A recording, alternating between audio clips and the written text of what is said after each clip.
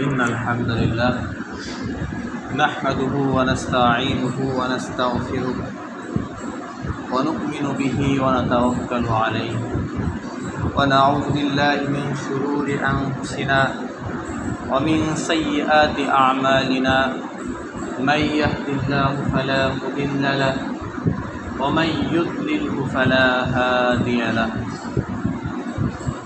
ونشهد أن لا إله إلا الله وحده لا شريك له وأشهد أن محمدا عبده ورسوله أما بعد فأعوذ بالله من الشيطان الرجيم بسم الله الرحمن الرحيم قل هل ننبئكم بالأخسرين أعمالا الذين ضل سعيهم في الحياة الدنيا وهم يحسبون أنهم يحسنون صنعا وقال رسول الله صلى الله عليه وسلم لا يؤمن أحدكم حتى أكون أحب إليه من والده وولده والناس أجمعين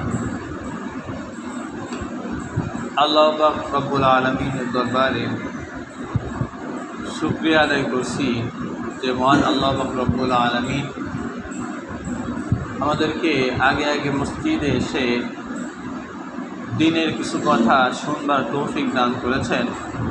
এই জন্য শুকরিয়া আদায় করি, বলেন আলহামদুলিল্লাহ। আমি যে কোরআনের আয়াত তেলাওয়াত করেছি এবং হাদিস পাঠ করেছি, আল্লাহ পাক রব্বুল আলামিন এই কোরআনের আয়াত এবং এই হাদিসের পরিপূর্ণ ইলম আমাদের সকলকে দান করেন। আমরা গত সপ্তাহে আলোচনা করতেছিলাম যে নবী করিম সাল্লাল্লাহু আলাইহি ওয়াসাল্লাম যিনি দুনিয়াতে আগমন করবেন, তার আগমনের পূর্বে আল্লাহ পাক রব্বুল আলামিন কয়েকটা নিদর্শন দিয়েছিলেন। কারণ তিনি আসবেন, তার আসার আগাম বার্তা এটা অনেক ইহুদি আলেমরা বুঝতে পেরেছিল, জানতে পেরেছিল যে কেউ একজন কী করতেছে, দুনিয়াতে আসতেছে। নবী করিম সাল্লাল্লাহু আলাইহি ওয়াসাল্লাম তিনি দুনিয়াতে আগমন করলেন এবং কবে করলেন, কোন সময় করলেন এবং তারিখটা কত ছিল, কী বার ছিল, এ ব্যাপারে অনেকে অনেক কথাই বলে। তবে তিনি যে সোমবারে জন্মগ্রহণ করেছিলেন এ ব্যাপারে সবাই নিশ্চিত। এ ব্যাপারে কি সবাই নিশ্চিত? কারণ নবী করিম সাল্লাল্লাহু আলাইহি ওয়াসাল্লাম কয় তারিখে জন্মগ্রহণ করেছেন এ ব্যাপারে অনেকের অনেক রকমের মত রয়েছে। অনেকে অনেক রকমের কি রয়েছে, মত রয়েছে। নবী করিম সাল্লাল্লাহু আলাইহি ওয়াসাল্লাম ইনি যে আসবেন এবং আসার পরে সমস্ত পৃথিবীকে আলোকিত করবেন, ইনি সেই লোক। যদি এরকম আগের মানুষ জানতো তাহলে অবশ্যই কবে জন্মগ্রহণ করছেন এটা লিখে রাখতেন, নাকি? এটা লিখে রাখতেন। কারণ তখন তো আর সাহাবী ছিল না। তখন কি সাহাবী ছিল? নবী করিম সাল্লাল্লাহু আলাইহি ওয়াসাল্লামের কেবল জন্ম হচ্ছে, এখন তো সাহাবী থাকার কোনো প্রশ্নই হতো না। আর আপনারা জানেন আগের যুগে মানুষ বয়সটা কবে জন্মগ্রহণ করছে এটা ঠিক রাখতো না। এটা কি ঠিক রাখতো না? যদিও পরবর্তীতে আমরা আইডি কার্ডের কারণে একটা বয়স দিতে হয়, তাই মানুষ দিয়ে ফেলে, কিন্তু নির্ধারিতভাবে কোন তারিখে জন্মগ্রহণ করছে এটা অনেকেই বলতে পারে না। তো নবী করিম সাল্লাল্লাহু আলাইহি ওয়াসাল্লাম 1400 বছর আগে জন্মগ্রহণ করছেন, তার জন্মগ্রহণের ব্যাপারেও তো এরকম ইখতিলাফ থাকতে পারে, নাকি? তবে আমাদের সময় অনেকে বলে, ভাই আপনার জন্মগ্রহণ কত সালে হয়েছে। অনেকে তার দাদি বা মা যদি বেঁচে থাকে তাহলে বলে যে তুমি যুদ্ধের সময় তুমি এতটুক ছিলা, কি ছিলা, 71-এ তুমি এতটুক ছিলে, বা ওই যে বন্যা হয়েছিল ওই বন্যার সময় তুমি এতটুক ছিলে, তোমার বয়স এতটুকু, বা অমুক বাড়ি আগুন লাগছিল এত সালে, তুমি ওই সালে জন্মগ্রহণ করছিলে। বা একটা ঘটনাকে কেন্দ্র করে কি করা হয়, বয়স ঠিক করা হয়। এরকম ছিল না? তা নবী করিম সাল্লাল্লাহু আলাইহি ওয়াসাল্লাম তিনিও আসহাবে ফিলের যে ঘটনা ঘটেছিল এর 40 থেকে 55 দিনের মাথায় তিনি জন্মগ্রহণ করেন। এবং অনেকে এই দিন তারিখটা ঠিক করতে গিয়ে কেউ বলেছেন 2 তারিখে জন্মগ্রহণ করছেন, আবার কেউ বলছেন 8 তারিখে, কেউ বলছেন 9 তারিখে, কেউ বলছেন 12 তারিখে। তবে সবথেকে গ্রহণযোগ্য যে মত সেটা হচ্ছে 8 তারিখ এবং 9 তারিখ। 9 তারিখ, 8 তারিখ এবং 9 তারিখ। আর 12ই রবিউল আউয়াল যেটা, এটা যদিও 9-এর মতো শক্তিশালী না, তবে এটা প্রসিদ্ধ। এটা প্রসিদ্ধ হয়ে গেছে, ব্যাপক আকারে ছড়াইছে মানুষের মুখে মুখে যে 12ই রবিউল আউয়াল নবীজির জন্ম। 12ই রবিউল আউয়াল নবীজির জন্মদিন। এই দিনে রাহমাতুল লিল আলামিন তিনি দুনিয়াতে আগমন করেন। রাহমাতুল লিল আলামিন নবী করিম সাল্লাল্লাহু আলাইহি ওয়াসাল্লামকে রাহমাতুল লিল আলামিন কেন বলা হয়? কারণ হচ্ছে আলম শব্দের অর্থ হচ্ছে জগৎ, কি জগৎ, আর আলামিন শব্দের অর্থ হচ্ছে জগৎ সমূহ, বহু বচন, এক বচন হচ্ছে কি আলম, মানে জগৎ। আলামিন হচ্ছে জগৎ সমূহ। তা নবী করিম সাল্লাল্লাহু আলাইহি ওয়াসাল্লাম শুধু যে কোনো একটা আগের নবী রসুলরা যে কোনো একটা গোত্রের হয়ে আসতেন, তিনি একটা বংশের দাওয়াত দিতেন, একটা এলাকার দাওয়াত দিতেন, কিন্তু নবী করিম সাল্লাল্লাহু আলাইহি ওয়াসাল্লাম ছিলেন রাহমাতুল লিল আলামিন, সমস্ত জগতের নবী ছিলেন। সমস্ত জগতের কী ছিলেন? নবী ছিলেন। শুধুমাত্র মুসলমানদের নবী না, তিনি হিন্দুদেরও নবী, খ্রিস্টানদেরও নবী। তিনি সমস্ত পশু পাখির জন্য কী ছিলেন? রহমত স্বরূপ ছিলেন। কী ছিলেন? রহমত স্বরূপ ছিলেন। আল্লাহ পাককে বলা হয় রব্বুল আলামিন। কি বলা হয়? রব্বুল আলামিন, জগৎ সমূহের রব বা জগৎ সমূহের প্রতিপালক। আর আল্লাহ রসুলকে বলা হয় কি? রাহমাতুল লিল আলামিন। এবং সাইয়্যিদুল মুরসালিন বলা হয়। কি বলা হয়? সাইয়্যিদুল মুরসালিন। মুরসালিন হচ্ছে রসুলের থেকে, রসুল হচ্ছে বার্তাবাহক, মুরসালিন হচ্ছে বার্তাবাহক। যতগুলো বার্তাবাহক আছে তাদের সাইয়্যিদ, সাইয়্যিদ শব্দের অর্থ সর্দার, রসুলগণের সর্দার। সাইয়্যিদুল মুরসালিন, রসুলগণের সর্দার। নবী করিম সাল্লাল্লাহু আলাইহি ওয়াসাল্লাম ছিলেন সমস্ত নবী রসুলের সর্দার। কি ছিলেন? সমস্ত নবী রসুলের সর্দার ছিলেন। দেখেন, নবী করিম সাল্লাল্লাহু আলাইহি ওয়াসাল্লাম, আমাদের আশরাফ আলী থানভী রহমতুল্লাহি আলাইহি, তিনি বলতেন যে নবী করিম সাল্লাল্লাহু আলাইহি ওয়াসাল্লামের যে নাম, এই নামের কারণে আমাদের ইমানের অনেক মজবুততা তৈরি হয়। এই নামের বরকতে। কিসের বরকতে? এই নামের বরকতে ইমান আরও তেজদীপ্ত হয়, ইমান আরও গাঢ় হয়। ইমান আরও কী হয়? গাঢ় হয়। এবং নবীর প্রেম, নবীর প্রতি ভালোবাসা। এক কবি বলছেন যে নবীর প্রতি তার কেমন ভালোবাসা ছিল। তিনি বলতেছেন যে আমি যে নবীজির প্রশংসা লিখব, আমি যে নবীর প্রশংসা লিখব, কিসে লিখব? দুনিয়ার কলম দিয়ে লিখব? দুনিয়ার কলম দিয়ে লিখব? দুনিয়ার কলমের কালি দিয়ে তো দুনিয়ার অনেক খারাপ জিনিসও লেখা হয়। সুতরাং নবীজির যে প্রশংসা, নবীজির যে মর্যাদা, এই মর্যাদা দিয়ে এই কলম দিয়ে দ্বারা লেখা সম্ভব না। নবীজির মর্যাদার মান ক্ষুণ্ণ হয়। তো নবীর প্রেমে কি পরিমাণ তিনি কি ছিলেন? ডুবেছিলেন। তিনি বলতেছিলেন যে যদি আকাশে যখন নতুন চাঁদ ওঠে, চাঁদটা যেরকম বাঁকা হয়ে ওঠে, একটা মাথা সুসুলি থাকে, যদি চাঁদকে আমার সামনে এনে দেওয়া হইতো, আমি চাঁদ দিয়ে নবীজির প্রশংসা লিখতাম। কি করতাম? চাঁদ দিয়ে নবীজির প্রশংসা লিখতাম। আমি কোন কাগজে লিখব? আমি কোন কাগজ দ্বারা লিখব? যে কাগজে অন্য অন্য জিনিস লেখা হয়, আমি সেই কাগজে নবীজির প্রশংসা লিখব? যদি আরশে আজিম থেকে, লৌহে মাহফুজ থেকে আমার জন্য যদি একটা কাগজ দেওয়া হইতো, আমি ওই কাগজে নবীজির প্রশংসা লিখতাম। আর লিখবে কে? আমি লিখব?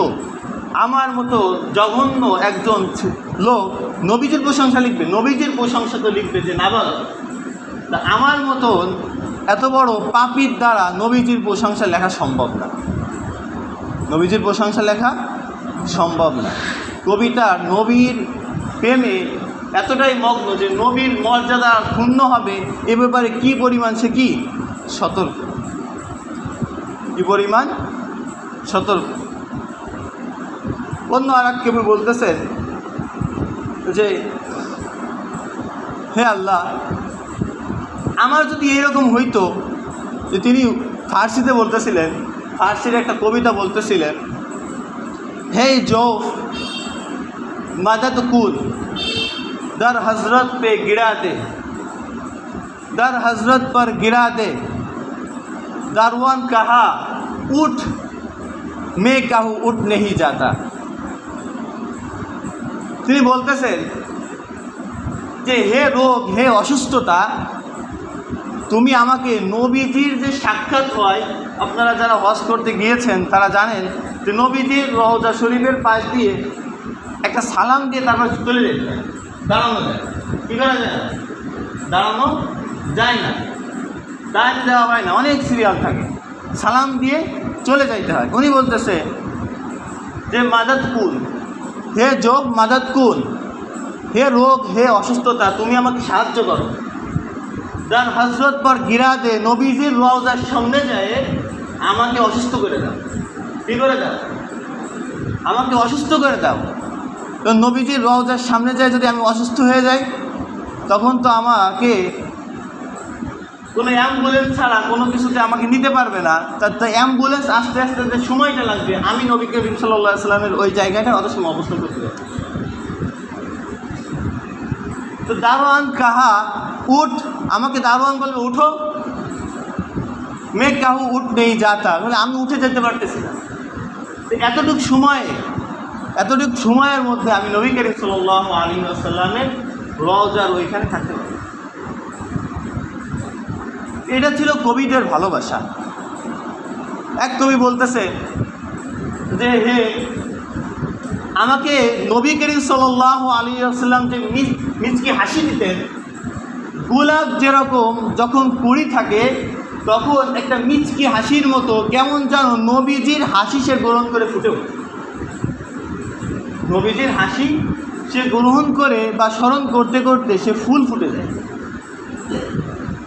এবং আমার যে বন্ধ অন্তর, এই অন্তরকে ওই ফুলের মতো ফুটিয়ে দেন, মানে খুলে দেন।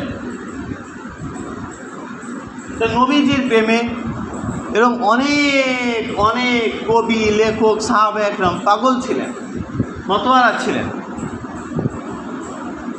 আল্লাহ রাসূল সাল্লাল্লাহু আলাইহি ওয়াসাল্লাম বলছেন যে লা ইউমিনু আহাদুকুম, তোমাদের কেউ ততক্ষণ পর্যন্ত মুমিন হইতে পারবে না, হাত্তা আকুনা আহাব্বা ইলাইহি মিন ওয়ালিদিহি ওয়া ওয়ালাদিহি,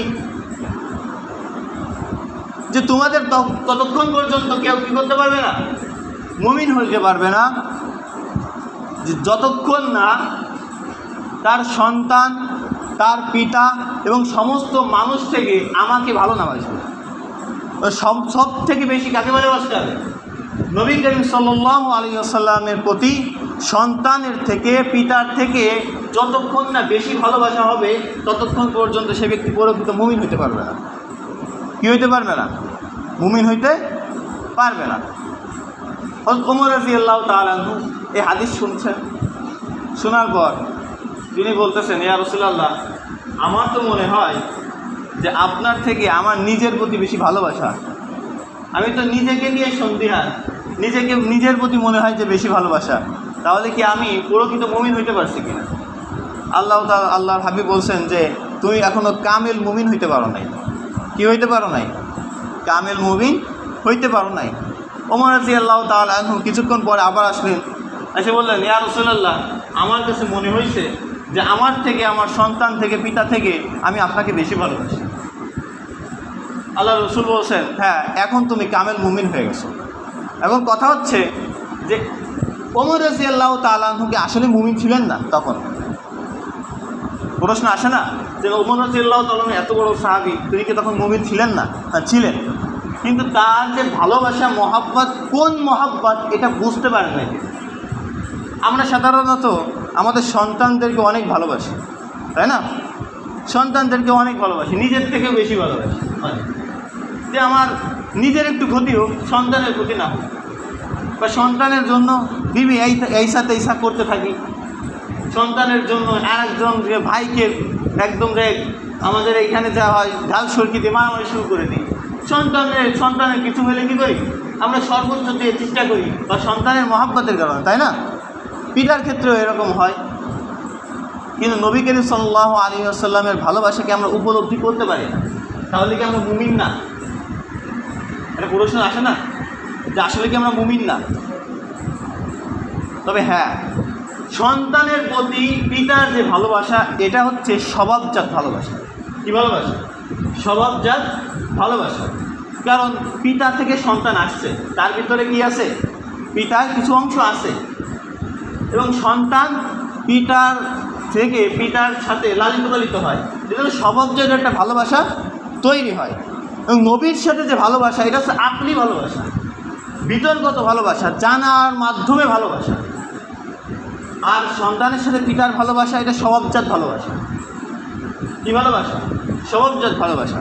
আপনার সন্তান যদি আপনার সামনে বলে বসে আল্লাহ রসুল সাল্লাল্লাহু আলাইহি ওয়াসাল্লামের সম্পর্কে একটা খারাপ মন্তব্য করে আসে, তাহলে আপনি কি বলবেন? তাকে ছাড় দিবেন? কি বলবেন? এক থাবা দিব। কি বলবেন? একটা থাবা দিব। তো একটু আগেই তো আপনার ভালো সন্তান ছিল, একদম কাছের ছিল, সব থেকে আদরের ছিল। নবী করিম সাল্লাল্লাহু আলাইহি ওয়াসাল্লামের সম্পর্কে যখন আরেকটু মন্তব্য করলো, আপনি ঝাড়ি মেয়ে বললেন এই টুকরো টুকরো করে ফেলবে, একেবারে কেটে একেবারে টুকরো টুকরো করে ফেলবো। এই যে ভিতরের যে অন্তরের চাপা ভালোবাসা তখন প্রকাশ পায়। নবীর প্রতি যে ভালোবাসা, অন্তরের ভিতর আকলি ভালোবাসা, তখন কি হয়? এটা প্রকাশিত হয়। তাহলে হযরত ওমর রাদিয়াল্লাহু তাআলা আনহুর ভিতরে যে আকলি ভালোবাসা, এটা তিনি তখন বুঝতে পারেন নাই। তখন পরবর্তীতে যখন বুঝছেন, তখন কি বলছেন? আল্লাহ রসুলের কাছে চলে আসলেন। তো আমরা হতাশ হওয়ার কোনো দরকার নাই যে আমাদের ভিতরে আসলে ভালোবাসা আছে কিনা। একসময় আমাদের দেশে ডাকাত ছিল প্রচুর পরিমাণ। ডাকাতরা খুব হ্যাডাম দিয়ে চলতো, রামদা নিয়ে রাস্তায় হাঁটতো, ওপেনে হাঁটাচলা করতো। অনেক আগের ঘটনা, পাকিস্তান যখন এক ছিল, দুই পাকিস্তান, রামদানি হাঁটাহাঁটি করতো। তখন এক সময় নবীর জন্য, নবীর শানে একটা আঘাত আসছে, নবীকে নিয়ে একজন ব্যঙ্গ করছে। এই ডাকাত দলরা তারা রামদানি বেরোয় গেছে। কী করছে? রামদানি বেরোয় গেছে। তো তারা তো ডাকাত, তো তাদের ভিতরে কী ছিল? নবীর প্রতি আকলি একটা ভালোবাসা ছিল, চাপা একটা ভালোবাসা ছিল। এটা যখন নবীর আঘাত আসছে, তখন সে কী করছে? এটা প্রকাশ করে দিয়েছে। আমাদের সমাজে এই নবীর ভালোবাসা অতিরিক্ত অনেকে করে ফেলে, অতিরিক্ত করে ফেলে। যেমন আমাদের এই 12 রবিউল আউয়াল সম্পর্কে, যখন এই রবিউল আউয়াল মাস আসে, এই মাসকে কেন্দ্র করে এক গ্রুপ খুব নবী দরদি দেখায় বা নবী প্রেমী সাজলে বললে বা অভিনয় করে। অভিনয় করলেও কি বললে কি হবে না? ভুল হবে না। এক ধরনের অভিনয় করে। সারা বছর নবীজির কোনো খোঁজ খবর নাই, রবিউল আউয়াল মাস আসলে 12 রবিউল আউয়াল মাসে মোটামুটি নবীকে নিয়ে যা যত রকমের ভালোবাসা এই দিনে সে ঢেলে দেয়। অথচ দেখা যায় যে ওই লোকটা দাড়ি নেই, কি নাই, শাড়ি নাই, খুব নবীর প্রেমী, খুব কি নবীর প্রেমী। অথচ আল্লাহ রসুল সাল্লাল্লাহু আলাইহি ওয়াসাল্লাম তিনি যে আমাদের ব্যাপারে আবার এই করেন, আমাদের ব্যাপারে অনেকে এই যারা এই নবীদের ঈদে মিলাদুন নবীর আয়োজন করে, আমাদের ব্যাপারে তারা একটা বাজে মন্তব্য করে। সেটা হচ্ছে তারা মনে করে যে এরা যদি আশিকে রসুল হইতো, তাহলে নবী করিম সাল্লাল্লাহু আলাইহি ওয়াসাল্লামের যে জন্মদিন, এটা এরা খুশি হইত। কী হইতো? এটা আমাদের ব্যাপারে ওরা ধারণা করে, কী করে যে ওরা খুশি হইতো। আমরা তো আসলেই খুশি হই, কিন্তু আল্লাহ রসুল সাল্লাল্লাহু আলাইহি ওয়াসাল্লাম বলছেন, আল্লাহ রসুল যখন মদিনায় হিজরত করেন, আল্লাহ রসুল সাল্লাল্লাহু আলাইহি ওয়াসাল্লাম তখন দেখছিলেন যে দুইটা উৎসব হয় ওখানে। কী হয়? মদিনাবাসীরা দুইটা উৎসব করে। তখন আল্লাহ রসুল সাল্লাল্লাহু আলাইহি ওয়াসাল্লাম সাহাবাদেরকে জিজ্ঞাসা করলেন, এই উৎসবগুলো কিসের? তো সাহাবা একরাম বললেন, জাহেলি যুগে দুইটা খেলাধুলার উৎসব হইতো, সেই উৎসবগুলো এখন হয়। আল্লাহ রসুল সাল্লাল্লাহু আলাইহি ওয়াসাল্লাম বললেন, ইন্নাল্লাহ ক্বাদ আবদালাকুম বিহিমা খায়রাম মিনহুম, খায়রাম মিনহুম ইয়াউমাল ফিতরি ইয়াউমাল আযহা, যে তোমাদের আল্লাহ রব্বুল আলামিন তোমাদের এই দুইটা উৎসবের বিনিময়ে আরও দুইটা কী করছেন? ঈদুল আজহা এবং ঈদুল ফিতর দান করছেন। তা আল্লাহ রসুল সাল্লাল্লাহু আলাইহি ওয়াসাল্লামের হাদিস থেকে আমরা জানতে পারি যে ঈদ মূলত কয়টা? দুইটা। ঈদ মূলত কয়টা? দুইটা। তা নতুন ঈদ কোথা থেকে আসে? যে ঈদে মিলাদুন্নবী নিজে বানাইলেন? শরিয়াতের যদি কোনো কিছু দরকার হয়, শরিয়াত আপনাকে দিবে, আপনি নিজে নিজে তৈরি করার কে? বিষয়টা এমন না। শরিয়াতের যদি কোনো কিছু দরকার হয়, শরিয়াত আপনাকে দিবে। আল্লাহ রসুল সাল্লাল্লাহু আলাইহি ওয়াসাল্লাম একদম বিদায় হজের ভাষণে বলে দিচ্ছেন, আমি কি তোমাদের সব কিছু পৌঁছাইতে পারছি? সাহাবা একরামরা বলছেন, ইয়া রাসূলুল্লাহ, সব পৌঁছাইতে পারছেন। তো দিন তো সেদিন পরিপূর্ণ হয়ে গেছে, আপনি নতুন করে ঈদ বানানোর কে? আমাদের যে তহমত তারা দেয় যে আমরা মনে হয় ভালোবাসি না, অবশ্যই ভালোবাসি। কেন? সাহাবা একরামদের থেকে কি আপনারা বেশি ভালোবাসেন? তারা কি ভালোবাসে বেশি? সাহাবা একরামরা নবী করিম সাল্লাল্লাহু আলাইহি ওয়াসাল্লামকে যত ভালোবাসতেন, একদম নিচু পর্যায়ের যিনি সাহাবী, তার ভালোবাসার কাছে পুরো পৃথিবীর সমস্ত ইমানদারের ভালোবাসা এক পাল্লায় রাখলেও তার ওজন বেশি ভারী হবে। তো তাদের থেকে কি আমাদের ভালোবাসা বেশি? তো সাহাবা একরাম কি ঈদে মিলাদুন্নবী পালন করছেন? ঈদে মিলাদুন্নবী পালন করছেন? করেন নাই। কি করেন নাই? সাহাবা একরামও করেন নাই, তাবিঈন করেন নাই, ইমামরা করেন নাই। তা পাইলেন কই? আসলো কোথা থেকে জানা দরকার না? ইরাকের একটা প্রসিদ্ধ শহর ছিল, নবীজির ইন্তেকালের পরে 604 খ্রিস্টাব্দে, 604, তখন ইরাকের আপনারা দেখেন না, অনেক মৌলবী থাকে, যারা যখন ক্ষমতায় থাকে সেই মৌলবী তাদের অনুযায়ী ফতোয়া দেয়। আছে না এরকম? আছে। তো তৎকালীন সময়ে ওই দেশের শাসনকর্তা ছিল আবু সাঈদ মুজাফফরউদ্দিন কুকরি নামক একজন লোক, এবং তিনি চিন্তা করছেন যে একটা উৎসব করা দরকার। একটা যেহেতু ঈসা আলাইহিস সালাম তাকে নিয়ে একটা বড়দিন পালন করা হয়, খ্রিস্টানরা পালন করে, তো নবী করিম সাল্লাল্লাহু আলাইহি সাল্লামের জন্মদিন নিয়ে আমরা একটা কী করি? উৎসব করি। আবুল আখতাব উমর দেহওয়া নামের একজন আলেম ছিল, তখন তিনি তার মাধ্যমে এই ঈদে মিলাদুন্নবী পালন করেন বা শুরু করেন। তাহলে কত বছর পরে? নবীজির ইন্তেকালে অনেক বছর পরে তিনি কী করেন? এই উৎসব পালন করেন। অথচ এই উৎসব সম্পর্কে না কোনো হাদিস আছে, না কোনো কোরআনের আয়াত আছে, না বুখারীর কোনো হাদিস আছে, না মুসলিমের কোনো হাদিস আছে, না নাসাই শরীফের হাদিস আছে, না তিরমিজি শরীফের হাদিস আছে, না ইবনে মাজাহ শরীফের হাদিস আছে, আবু দাউদ শরীফের হাদিস আছে, তিরমিজি শরীফের হাদিস আছে। কোনো জায়গায় এই হাদিস নেই, কোনো জায়গায় কি নাই? ঈদে মিলাদুন্নবী পালন করতে হবে এমন কোনো হাদিস নাই। তা আল্লাহ রসুল সাল্লাল্লাহু আলাইহি ওয়াসাল্লাম বলছেন যে আমার পরে যদি কোনো নতুন কোনো ইবাদত কেউ বানাইতে চায়, নতুন কোনো কিছু বানাইতে চায় ইবাদত হিসেবে, শরিয়াতের কোনো শরিয়াত হিসেবে সেটা শরিয়াতের ভিতর সামিল করতে চায়, তাহলে সেটা হবে বিদআত। সেটা কী হবে? বিদআত। তাহলে এটা সম্পূর্ণ কি? বিদআত। দেখেন, নবীর প্রতি যদি ভালোবাসা থাকে, আল্লাহ রসুল সাল্লাল্লাহু আলাইহি ওয়াসাল্লাম এই 12ই রবিউল আউয়ালে ইন্তেকাল করেন। কী করেন? 12 রবিউল আউয়ালে ইন্তেকাল করেন। তবে এইটার ব্যাপারে কোনো ইখতিলাফ নাই। এটার ব্যাপারে কি নাই? কোনো ইখতিলাফ নাই। জন্মের ব্যাপারে কি আছে? বলেন, জন্মের ব্যাপারে কি আছে? কথা বলে না। জন্মের ব্যাপারে কি আছে? ইখতিলাফ আছে। জন্মের ব্যাপারে কি আছে? কথা বলেন না কেন? জন্মের ব্যাপারে কি আছে, কিন্তু মৃত্যুর ব্যাপারে কি নাই, ইখতিলাফ নাই। মৃত্যুর ব্যাপারে কি নাই, ইখতিলাফ নাই। তাহলে ইখতিলাফ যেহেতু নাই, তাহলে কোনো সন্দেহই নাই। তাহলে এই দিনে তো আরও বেশি কষ্ট পাওয়ার কথা। কী পাওয়ার কথা? কষ্ট পাওয়ার কথা। নবী করিম সাল্লাল্লাহু আলাইহি ওয়াসাল্লাম ইন্তেকাল হয়ে গেছে, যখন সংবাদ শুনছে সাহাবা একরাম যেই অবস্থায় ছিল সেই অবস্থায় এরকম দাঁড়ায়। কেউ বসেছিল, বসে রয়েছে, কেউ হাল চাষ করতেছিল, ওই অবস্থায় দাঁড়ায়। নবী চলে গেছে, হাই হাই, নবী চলে গেছে। ওমর রাদিয়াল্লাহু তাআলা বিশ্বাসই করতে পারতেছেন না, নবী চলে গেছে। সাহাবীদের অবস্থা এরকম ছিল। আর এখন এরা কী করে? উৎসব করে। কী করে? উৎসব করে। আপনারা দেখেন 12 রবিউল আউয়াল চট্টগ্রামে, বাংলাদেশ সর্বপ্রথম চট্টগ্রামে এটা শুরু হয়। 12 রবিউল আউয়াল আসলে চট্টগ্রামে বিশাল এক মিছিল হয়। বিশাল এক কী হয়? মিছিল হয়। এই মিছিলে তারা কি করে? দেখা যায় যে একটা আনন্দ শোভাযাত্রা।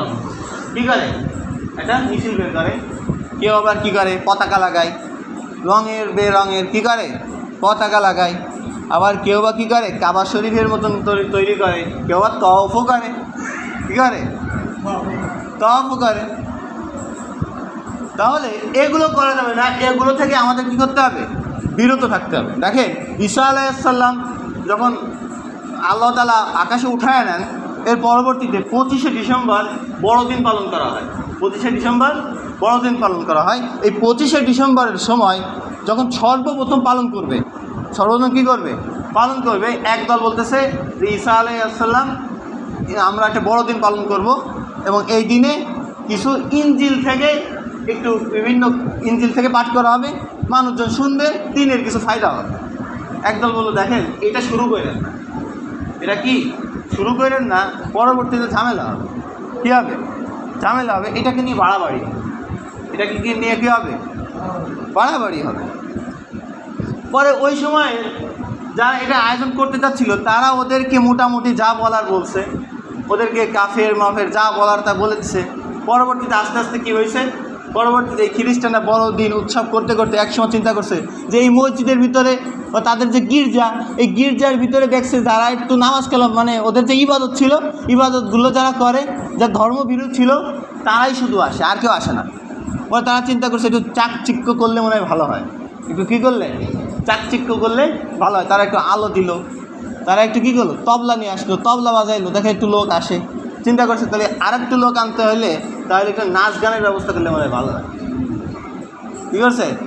নাচ গানের ব্যবস্থা করলে লোক বেশি হবে। হ্যাঁ, নাচ গানের ব্যবস্থা লাগাই দিছে, মোটামুটি লোক হয়। এখন অবস্থা এমন হয়েছে যে বড়দিন আসলে যে পরিমাণ অপকর্ম হয়, সারা বছরে এত অপকর্ম হয়। তা এই যে ঈদে মিলাদুন্নবী, এটাও কেমন জানো ঈসা আলাইহিস সালামের যে কর্মকাণ্ড, বড়দিন উৎসব করে যে নগ্নতম সৃষ্টি করে ফেলছে, ঈদে মিলাদুন্নবীকেও আস্তে আস্তে ওই দিকেই নিয়ে যাচ্ছে। বা ঈদে মিলাদুন্নবী একটা সুন্দর একটা নাম প্রয়োগ করে নেক্সট সূরাতে ধোঁকা শুনছে, নেক্সট সূরাতে ধোঁকা দিচ্ছে। তা আল্লাহ পাক রব্বুল আলামিন এই সকল ধোঁকা থেকে আমাদের সকলকে হেফাজত করুক এবং যে সমস্ত কথা বলা হলো প্রত্যেকটা বিষয়ে পরিপূর্ণভাবে আমাদের অন্তরে বদ্ধমূল করে দিক এবং আমল করার মতো তৌফিক আমাদের সকলকে দান করুক। আখির দাওয়ানা আলহামদুলিল্লাহি রাব্বিল আলামিন।